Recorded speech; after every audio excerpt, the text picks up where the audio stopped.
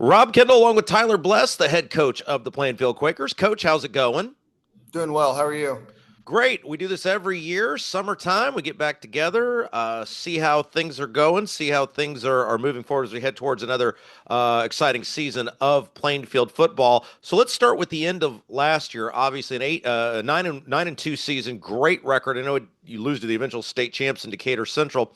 Kind of take us through what the next couple of months are like for a football program when the season comes to an end. Yeah. Our season ended, I think, maybe early November. We give our returning guys, a couple weeks off. I think we gave them off until December 1st, kind of let, the end of November go. Thanksgiving happened, state finals happen, obviously. But in that time, you're transitioning a little bit. You're collecting equipment. You're having end of the year meetings with seniors and returning players, coaching staff. Once we got back December 1st from Thanksgiving break, we got into lifting with Coach Vanderbush. After school, we're really fortunate during school that, he and I and Coach Stewart, our defense coordinator, are in the weight room with like 95% of our team. So we see our kids every day, so that's nice. They don't just, disappear on you. You see them as a student. But then we also do our after-school lifting. We did that really all the way through the end of the school year in May. But, December, the IHSA gives you a little bit of the correct term is limited contact period. So you're allowed to do some football stuff. Every probably team in school does theirs differently.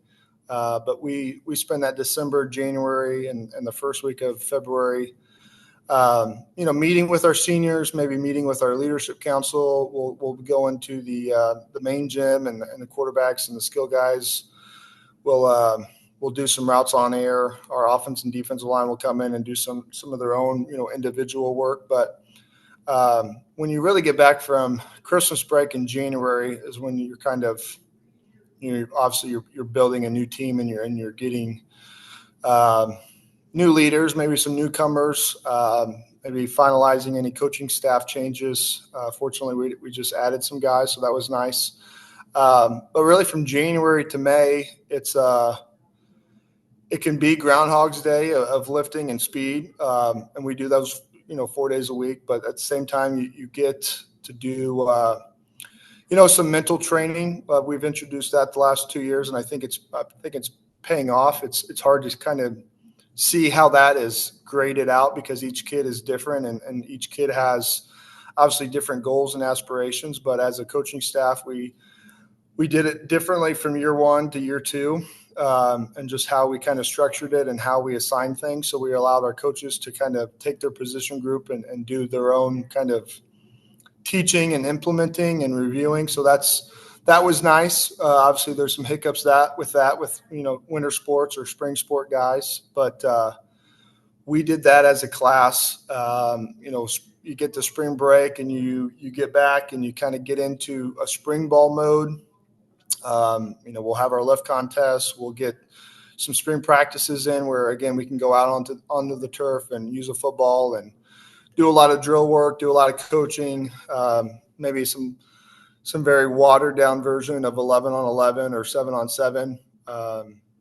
We had a high number of spring athletes, which is a great thing for our school. We had track athletes, we had baseball athletes. So didn't see those guys a whole lot, which is expected because they're focused on their in-season sport, but it allowed some of those, sophomores to be, juniors to get more reps, to kind of build their confidence and understanding of the playbook.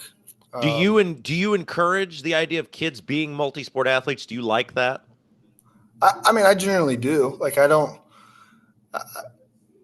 know why you wouldn't, because in my mind, if I'm a basketball player and I'm at a free throw line and it's tied ball game and they're counting on me to make this free throw, like, that's a highly competitive environment. I think that would only help the student athlete become a better student athlete. If you're in stressful situations, I think it only makes you probably a better person in the long run. But whether that's a wrestler and he's getting pinned or trying to pin someone, I mean, those are hard things. So, like, I'm never against it. it's probably harder than it ever has been now because of how much attention is on every sport year round with the new rules and the way that the summer happens. But I've never told a kid not to go out for a sport, to focus on football. I don't know if anybody else does that. I mean, sure, I'm sure they do, but I think it would only help the kid become a better athlete. Um, So when do you start getting a feel for your team? Like when do you start getting a feel of, okay, here's the guys that I think what a starting lineup might look like week one? Are you still in that process?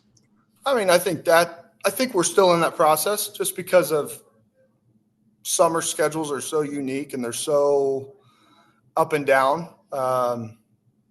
Again, I can only compare to what we're doing here in our community, but like we've got a heavy travel baseball schedules. We have church camp. We have kids visiting family out of state. We have basketball camp.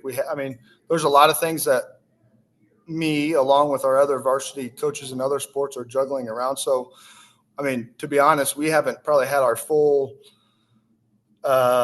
arsenal of guys on both sides of the ball all summer long, just because either, we're missing one kid here, or missing one kid there on the offensive line or the secondary, or whatever it is. So like, I think you're still finding it out, but also that helps those kids that are here get the reps. So I think in the long run, it makes us a better football team because you're giving more kids the opportunity to get reps and get better.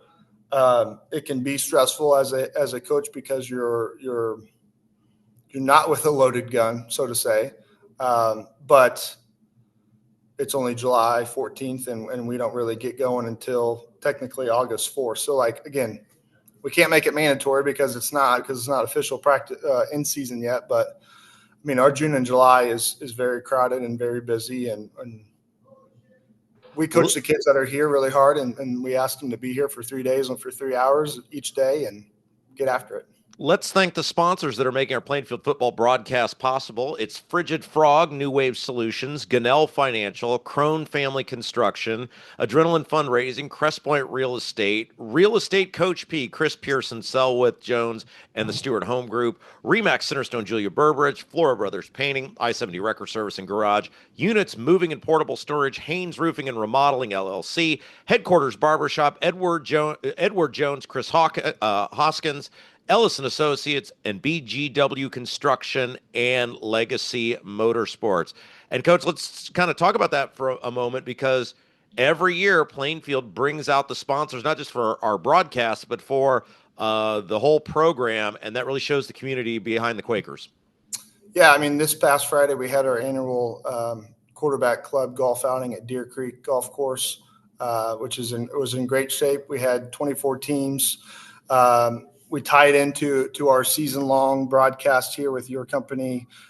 We've got a banner that we'll hang up at the stadium that will be up all year long. But there's a lot of different ways to donate or to sponsor for our program, whether that's a whole sponsor, whether that's a season-long banner. Obviously, the companies that you just announced, there's different probably ways that you can do it, but yeah, each year it seems like that list is growing, and for you to do that after I sent it to you this morning, obviously outstanding by you, Rob. Well, I don't know if you know this. I'm an acclaimed professional. Sure, That's what I absolutely. do for a living. So let's talk about you for a second. Obviously, there's a new look, the mustache this year. Yeah, Other than that, like in the sports broadcasting world, they say, hey, you got to be done with your vacation by middle of July because that's when Colts camp starts. Like, what's a summer look like in addition to growing a mustache? What's it look like for you? yeah, we just took our last family vacation until probably maybe spring break. So, no, joking aside, the June is a little bit easier because the way that our schedule is, we give ourselves Fridays off. So we have Friday, Saturday, Sunday. I'm fortunate enough to have other people that own boats or lake houses that I can go bum off of and stay in a bunk bed that I don't fit in. But my family and I are, we're lake people. My wife grew up on a lake. I grew up on a lake. So our two boys are kind of getting used to that life. But a lot of it is just our life is a little bit driven or kind of around my schedule as the football coach. And like, again, you get some people out there like, that guy's crazy, and I can't believe you're making your kids do that, but somebody's got to do it. And I'm really happy and thankful that I get to coach high school football here at Plainfield and let my boys and my wife be involved in it, and our other coaches and their families. So, there's days where we're sacrificing things, but there's also nights and weekends where we get to, be a family and enjoy, a pool or a lake and go on vacations. But yeah, as soon as you get back from moratorium week last week, it was youth camp for 3 days. It was Tommy Spilker playing in the All-Star game Friday night for the South team. It was our golf outing. So honestly, all good things and things that we're promoting our football program, and we're getting good numbers in our youth league and our middle school camp. So it's a great time to be in Plainfield, and it's a good time to play football. And I'm just fortunate enough to do all those things.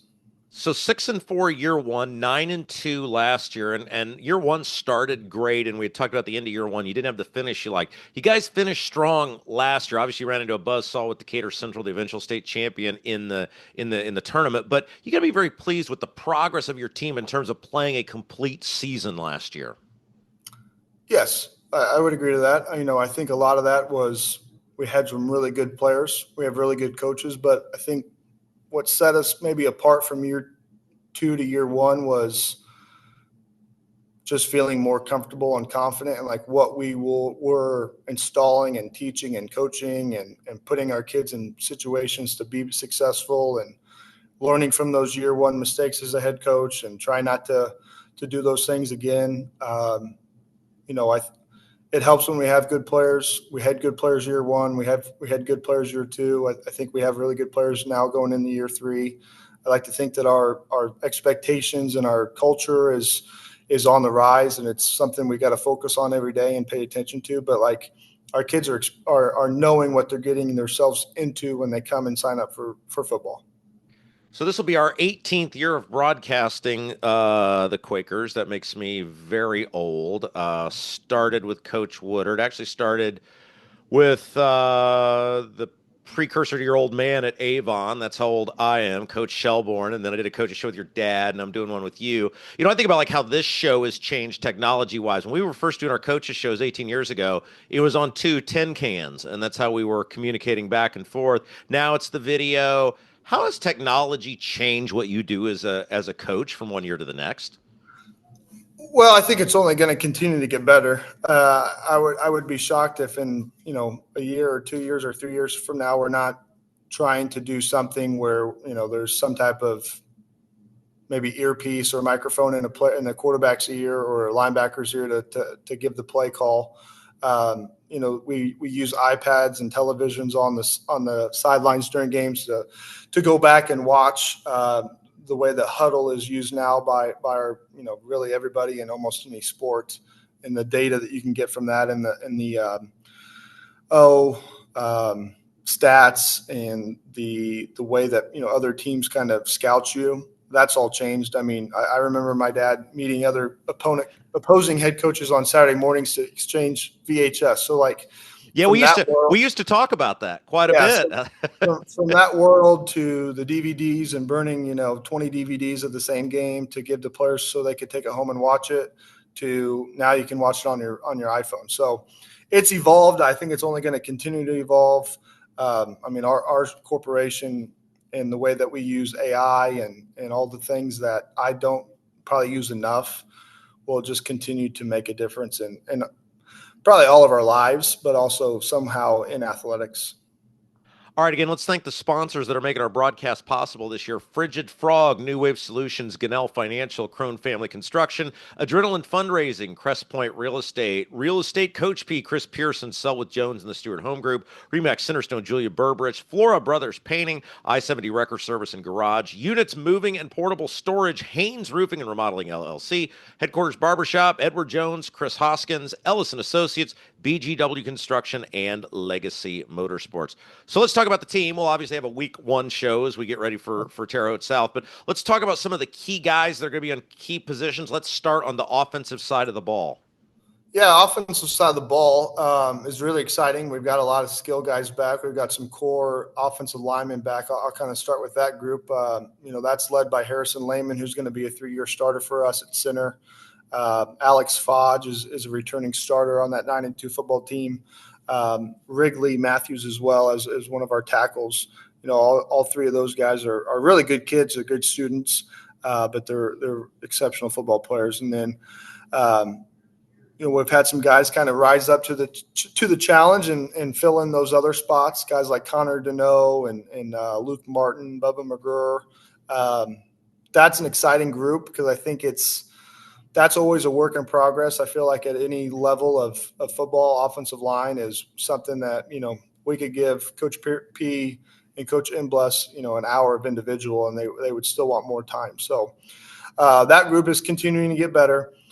Tight end world, Devin Diamato is going to be a junior. He's back from last year's time as, kind of that second tight end behind Brandon Hendry, who graduated. Running backs, Luke Starnes is the name that obviously you probably mentioned a lot on Friday nights. Luke will be a 3-year starter for us. Has a chance of breaking the all-time leading rushing record here at Plainfield High School, which would be, a huge accomplishment for him. Corin McGill is a nice 2 running back right now that has kind of come along. Quarterback's back. Bryce Sabance will be a junior. Bryce has had a really good spring. I think he's had a really good summer of getting better at being more accurate, understanding our offense, leading it in a positive direction. And then receiver-wise, we're Mason Beers is going to be a senior. Mason played a lot for us last year. Junior Ethan Ellis, junior Xander Natam, all those guys are very quick, good route runners, got good hands. I'm excited to see them kind of come along and see, where that goes. Cohen Vanderbush is a sophomore to be. Cohen's we've played him at either receiver or free safety, so he's got a full plate. That's a lot of the names that we'll see on Friday nights. A lot of those guys are earning their starting spot. They've had good summers. They've had a good offseason. It's just showing up continuously and doing the work. So let's talk about quarterback, because obviously last year you guys could run the ball whenever you wanted against whoever you wanted, and you didn't pull any punches. You said, we're going to run it. Like, we're going to run it right there, and we think we can run it past you. Does that change at all this year, given you have Starnes still in the equation, who, as you said, maybe end up being, if he stays healthy, the greatest rusher in school history? Yeah, I think any good high school coach and probably any good coach in football has to look at the personnel and say, okay, what do these guys do really well? And, okay, last year we had, 3 out of 5 O-linemen back and tight end and a running back and an inexperienced receivers and an inexperienced quarterback. And, we flat out just ran it 80% of the time, to be honest with you, by the numbers.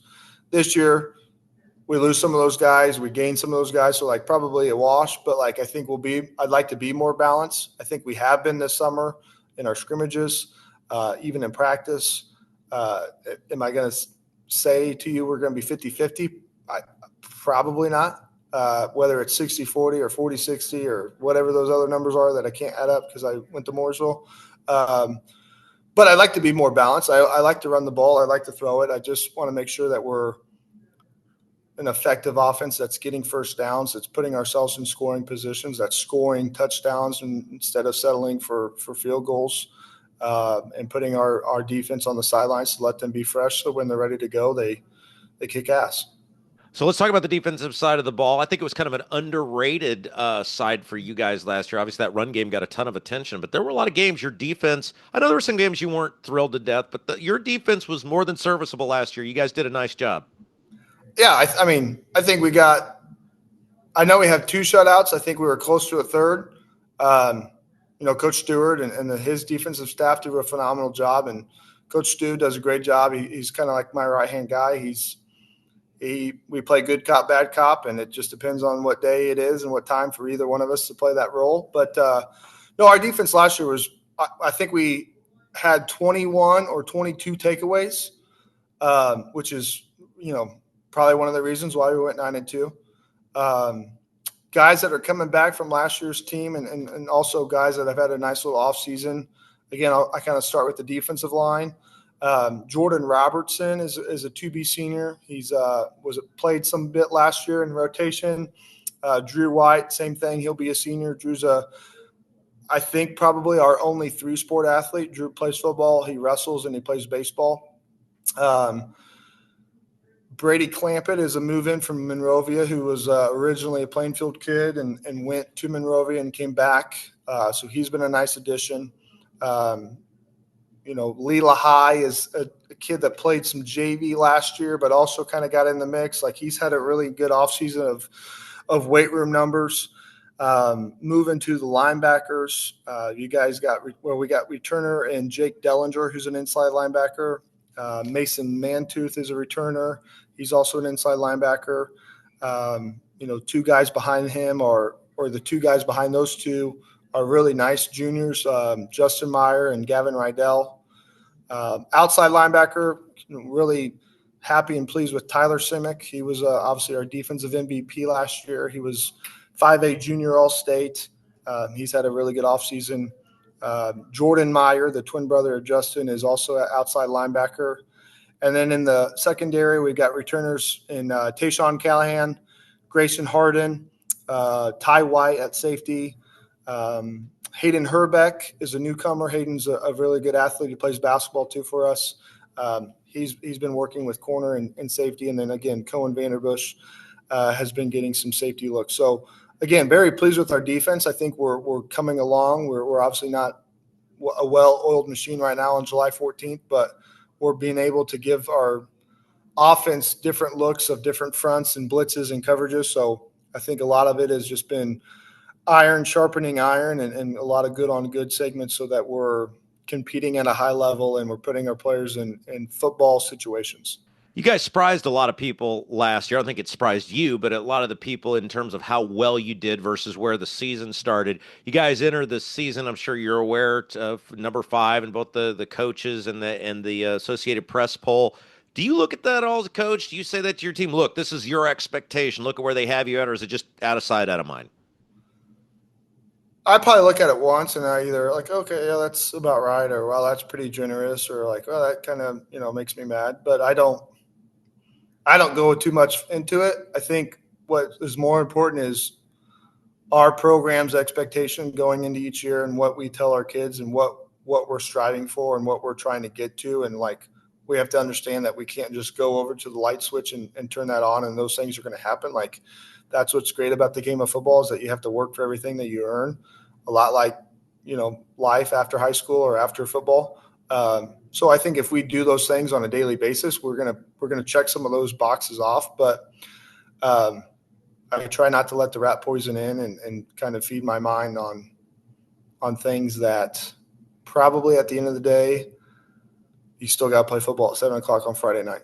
Yeah, a couple minutes left here on our preseason show. You mentioned the coaching staff. I love that you refer to your old man as M. Bless. That makes me happy. Well, there's a quick story behind that. So when my grandfather was coaching for my dad at the school I just mentioned earlier, he would go by Coach B. Bless. So in honor of my grandfather, who has passed away, unfortunately, we call my dad Coach M. Bless. So I love that. Yeah. There's only one Coach Bless, and it has to be me because I can't. He had his time. He doesn't get the emails or all the stuff that I get anymore. Well, let's work through that because this is obviously your third year, and everybody remembers when you were hired, it was a year in advance. It was Coach Woodard's last year. Sure. You guys had a great year that year, won the sectional. And it's like, oh, there's this young guy. He's taking over, and his dad's this legendary coach. And now you're your third year. You're your own guy now. Kind of talk about how you put together a coaching staff and kind of what their expectations are. Yeah, I mean, it's going to happen here soon, probably rather than later. But like when we start school, I literally just try to take it day by day and try to, the decisions that I make or that our staff make, it's honestly for the betterment of the players and what's best for them, whether that's, how long we practice and how many periods or when do we feed them and what do we feed them and when do we do grade checks and this kid's in trouble and this kid's not. Like, a lot of it just comes down to like, okay, what's the best thing for the kids and what's the best thing for the program on a day-to-day basis in terms of the staff and that culture. And that's probably one of the things that's been one of the easier things to manage in a short time as a head coach. A lot of that was because of the relationships that we were able to have that year one under Coach Woodard. We've had some guys move out of town and not be able to coach. We've added some guys, but at the core, I I think we've hired really good men, and I think we've hired men that want to be around student athletes that want to play football and want to be coached. But it's also, we're trying to learn some or teach some life lessons along the way for our kids to go be, obviously a contributing member of society. So that's one thing that I've been super blessed with is our staff and the expectations that I have given them, that they've kind of really just copied and pasted and made it their own way and within the framework of what we're trying to do. So I'm very pleased and happy with how our staff gets along and how there's, is it still competitive? Yeah. I mean, that's football. That's how grown men act when we're coaching high school football. We want to win. We want to get after it. But we're all on the same team. And I think we're all going in the same direction on what's best for, the 100+ kids in our program. All right, Coach. Obviously, we will touch base before week 1 as we head into the big game start the year against Terre Haute South. In the meantime, any parting words to our fans of Plainfield football who will be excited just about a month from now as you guys take the field for opening week? Yeah.